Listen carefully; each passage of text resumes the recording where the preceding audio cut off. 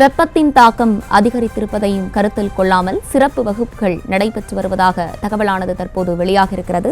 மேலும் விவரங்களோடு இணைகிறார் செய்தியாளர் ராஜா. தற்போது தமிழகம் முழுவதும் கோடை விடுமுறை அறிவிக்கப்பட்டு இருக்கக்கூடிய சூழலில் பாளையங்கோட்டையில் உள்ள பெரும்பாலான ஸ்கூலில் தனியார் பள்ளிகள் மாணவ மாணவிகளை கட்டாயப்படுத்தி தினமும் பள்ளிக்கு வர உத்தரவிடப்பட்டிருக்கிறது. காலை 9 மணி முதல் மாலை 4 மணி வரை தனியார் பள்ளிகள் வழக்கம் போல் செயல்பட்டு வருகிறது.